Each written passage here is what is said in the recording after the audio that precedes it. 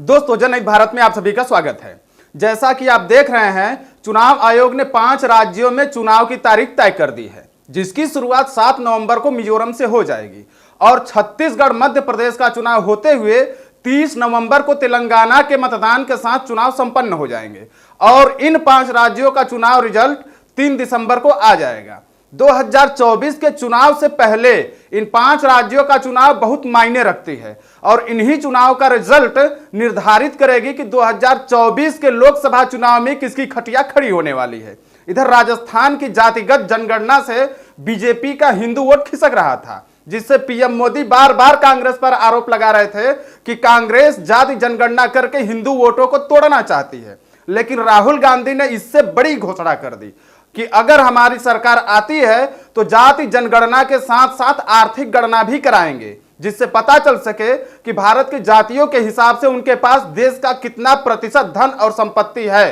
क्योंकि बिना इसको जाने हम सबकी हिस्सेदारी सुनिश्चित नहीं कर पाएंगे। अर्थात अब राहुल गांधी जातिगत जनगणना के साथ साथ आर्थिक और सामाजिक न्याय दिलाने की भी घोषणा कर दी। आपको जानकारी दे दें कि मोदी सरकार के दौर में भारत के 1% अमीरों के पास देश के कुल 40% संपत्ति है। इसी रिपोर्ट में आगे बताया गया है कि भारत की 21 अरबपतियों के पास देश के 70 करोड़ लोगों से भी ज्यादा पैसा है, जबकि भारत की आधी आबादी के पास देश का मात्र 3% धन है। ऐसे आंकड़े से पता चलता है कि मोदी सरकार के दौर में अमीर और अमीर होता चला गया, जबकि गरीब और ज्यादा गरीब हो गया। आपको यह भी जानकारी दे दें कि देश के अमीर लोगों का मुनाफा विगत वर्षों में 16 गुना बढ़ा है, जबकि गरीबों की कमाई में मात्र 1.4% की बढ़ोतरी हुई है और इसके मुकाबले महंगाई 3.5 से 4% बढ़ी है। अर्थात गरीबों की कमाई से 2 से 3 गुना तेजी से महंगाई बढ़ रही है। तो सवाल यह खड़ा होता है कि पीएम मोदी हमेशा गरीबों की बात करते हैं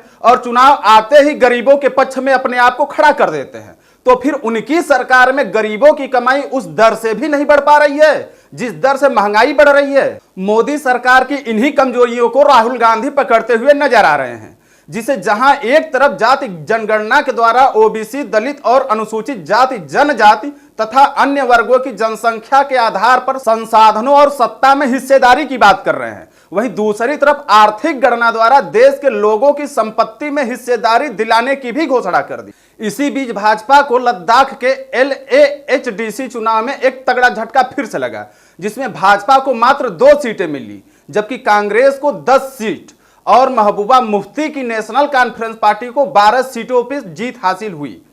और 2 सीट निर्दलीय के खाते में चले गए। इससे साफ पता चलता है कि बीजेपी का सारा दावा फेल होता जा रहा है। तो सबसे बड़ा सवाल कि क्या देश की जनता मोदी सरकार की पोस्टरबाजी, बैनरबाजी और गोदी मीडिया के प्रचार तंत्र को समझ चुकी है और उन्हें किसी ऐसे सरकार की तलाश है जो जमीनी रूप से उनकी समस्याओं को समझे और बेरोजगारी, महंगाई जैसी समस्या से निजात दिलाए। धन्यवाद।